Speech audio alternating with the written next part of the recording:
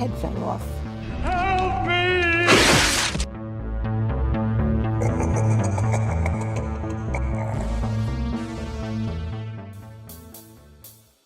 Marriage and relationships have always been a major theme to tackle in horror. How much can you ever really know about the person you share your life with? How long can you last until a person's true self is revealed?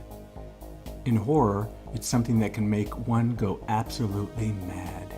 In The Shining, it's a theme that stems from alcoholism and the burdens of family life. We see a similar idea in Amityville Horror. I'm coming apart! Oh, Mother of God, I'm coming apart! And the marriage that slowly falls apart. In many cases, it is the husband that is the one who has a secret, a dark self. Looks like teeth marks. Will you stop nagging at me? I'm not going anywhere. You're the one that wanted a house. This is it, so just shut up. You bastard. Ah! Rosemary's Baby provides an example of depicting a similar theme from the perspective of the wife. There is something wrong with her marriage and her baby. They planned everything right from the beginning. They probably made some sort of deal with Guy. They gave him success and he promised them our baby to use in their rituals. I know this sounds crazy, but I've got books. But she isn't quite sure whether it is real or if it is her going mad. Is her husband the problem, or is it her? But one thing is for sure, they have a coven and they want my baby. Certainly seems that way.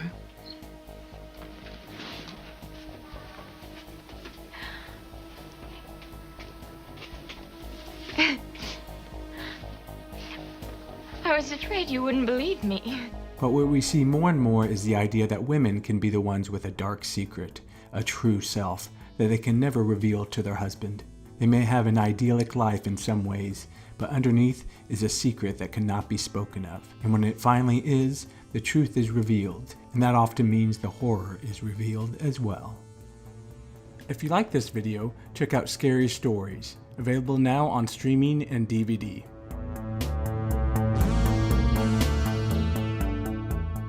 The folklore and stories we hear as children often hold the foundations of such horrors. There may be no marriage and no secret more infamous than in the story of the girl with the green ribbon. The first book of scary stories that ever caught my interest was Alvin Schwartz's In a Dark, Dark Room, which is his easy reader. The story that everybody remembers the most is The Green Ribbon, where the girl named Jenny has a green ribbon around her neck. All of their married life, the wife wore a green ribbon around her neck. She never would take it off. Morning, noon, and night, she wore this green ribbon. And her husband wanted her to take it off, and she wouldn't. Finally, when she was an old lady and she was dying, she said, now you can take off the green ribbon. And so he did, and her head fell off. And this just makes kids just go crazy. They love this story. Scream and yell and just carry on. They think that's the most wonderful story. What's notable about this story is not only how memorable it became for generations of kids, but that like many Grimm's fairy tales and other dark children's stories, it touches on fundamental fears that carry on to adulthood. The idea of having a long life with someone only to discover that they have a secret. It means in some ways you never really knew them. It also alludes to this idea that women must keep up appearances, that they and their bodies carry a morbid secret that men will never understand if they were given the truth. Carmen Maria Machado's story, The Husband Stitch, is a modern retelling of the story. In it, the green ribbon is a symbol for the cultural expectations that are put upon women.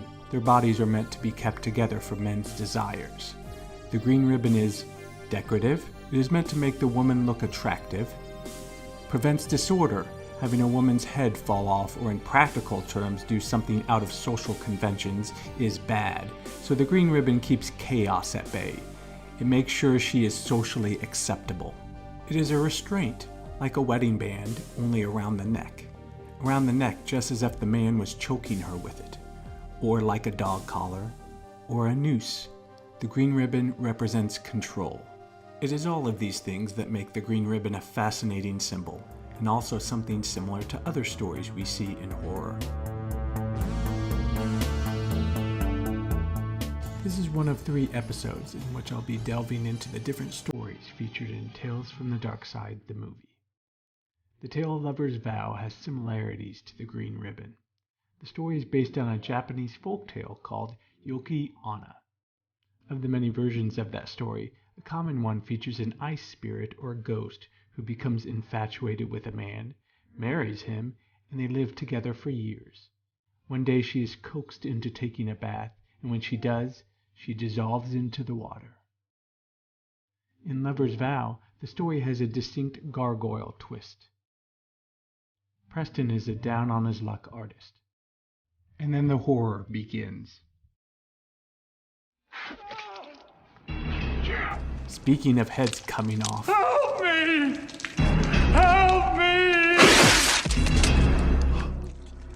Suddenly a creature appears in front of him, and then there is a secret, a promise made. Never say you saw me. Never say you heard me speak. Never tell anyone how I look. Never repeat what I have said. A promise forever. You gotta be kidding. I promise. Cross your heart. Then he meets Carola. They have a wondrous 10 years together. Marriage, children. Preston's life becomes perfect. 10 years. So many things have changed. Change for the better, I hope. When he does finally tell her his secret, he finds that underneath, Carola is not what she seems to be. In this case, it's not her head that falls off, it's her skin. You promised you'd never tell!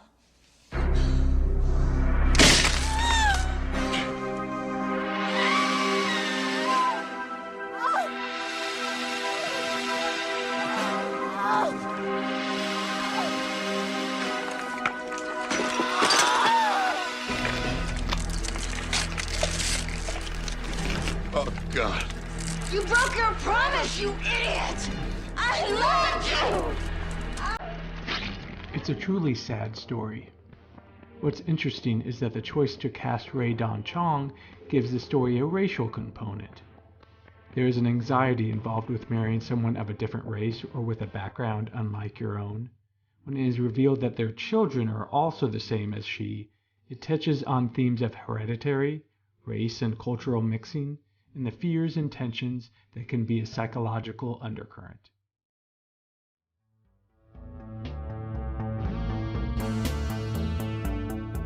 This Stephen King tale was talked about for years as something that was unadaptable for screens. After all, the story is primarily a woman chained to a bed, slowly growing mad. Well, I'm pretty sure you just lost your mind. But seeing a dog eating your husband will do that. I mean, if you're gonna have a mental breakdown, that's a pretty great excuse. Right. And right here, we have what I would consider the proverbial green ribbon, the handcuffs. They are sexual in nature. They are all about a promise, very similar to a wedding band. Marriage can be seen as a promise that a wife gives to a husband. This new, kinkier band around her wrists is a stand-in for that promise. In this story, her promise is to please her husband, play along with his game. Most importantly, these handcuffs are all about control.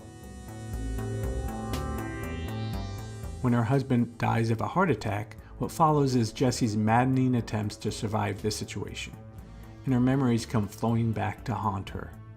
Many of the conversations she has with her dead husband and ultimately herself are about the small ways in which she, as a woman, has navigated her life, keeping her head attached. You never raised an objection. You smiled through the night, hated me a little bit, but never once brought it up. Guess you're not like that. Protects social conventions. You don't talk that way. Yeah, was I just putting on a show? Don't speak up. Problem, panic, denial, hoping if you look away, it'll magically vanish. If you don't wake up, you're gonna die in those handcuffs. And we both know you've been sleepwalking since you were 12 years old. Not now. If not now, when? Not now, what? He put you in those handcuffs way before Gerald did. It often starts with a trauma at an early age. Here, a solar eclipse that has the same shape as handcuffs, a wedding band, a ribbon around her neck. There is so much going on in Gerald's game. Then there is the Moonlight Man. He is a symbol. The Moonlight Man comes to her late at night, someone she isn't sure is real, just as an abusive father may come to her as a child, or any abuse that she then questions whether it happened or whether she was at fault. He could reach up at any time, put his hand on your hip.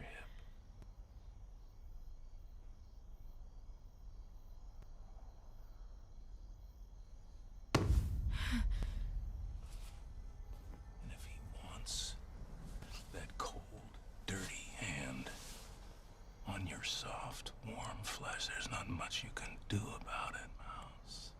In the end, when she faces him, he is all these men.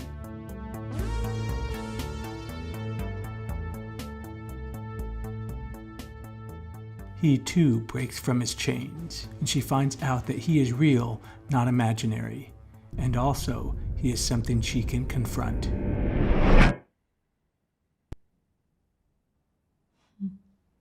You're so much smaller than I remember. In her green dress, she walks away, a better person.